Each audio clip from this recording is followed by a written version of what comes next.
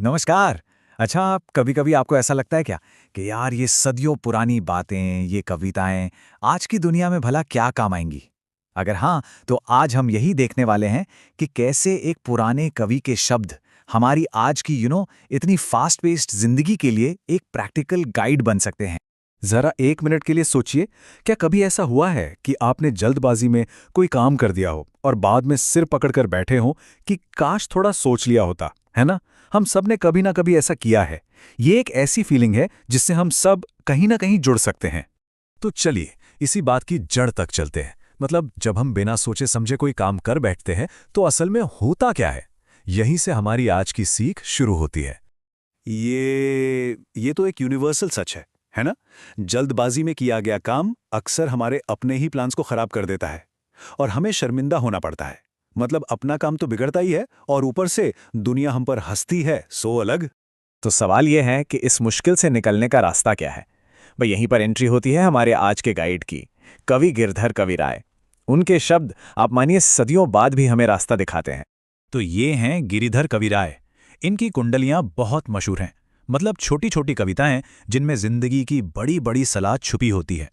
और कमाल की बात यह है कि ये सलाह आज भी उतनी ही रेलेवेंट है। तो चलिए देखते हैं उनकी पहली सलाह, जो कि जल्दबाजी के नतीजों के बारे में ही है।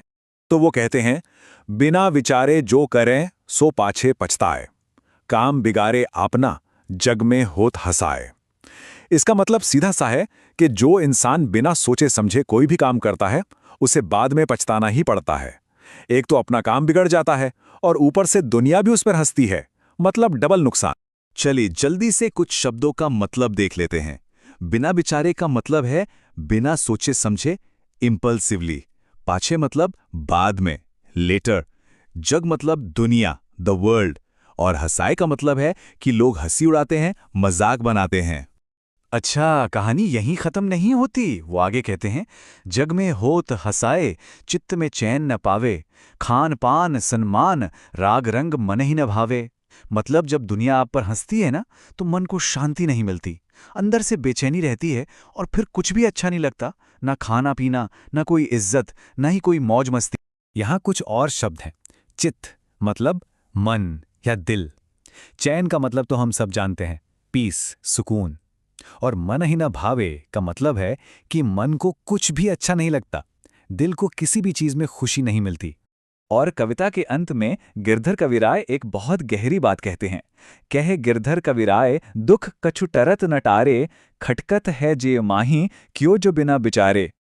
इसका मतलब है कि ये जो पछतावे का दुख है ना, ये टाले नहीं टलता, आप इसे इग्नोर नहीं कर सकते।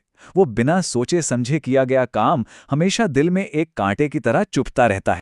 ये जो लाइन है, करत न टारे, इसका मतलब है कि इसे आप अवॉइड नहीं कर सकते। और खटकत है जिए माही, मतलब वो बात दिल में हमेशा परेशान करती है। एक तरह से ये एक परमानेंट दर्द बन जाता है। तो ठीक है, मान लिया कि गलती हो गई, बिना सोचे काम कर दिया। तो अब क्या? क्या बस हाथ पर हाथ धरे पछताते रहें? नहीं, यहां से हम समाधान की ओर बढ़ते हैं। तो सबसे बड़ा सवाल यही है कि इस रिग्रेट से, इस पछतावे से बाहर निकलकर आगे कैसे बढ़ा जाए। और खुशी की बात यह है कि गिरधर कविराय के पास इसका भी जवाब है। चलिए उनकी दूसरी कविता देखते हैं। वो कहते हैं, बीती ताही बिसारी दे, आगे की सुधि लई, जो बनी आवे सहज में, ताही में चित्त देई। कितना सीधा और पावरफुल मैसेज है। मतलब जो हो गया उसे भूल जाओ और आगे का सोचो।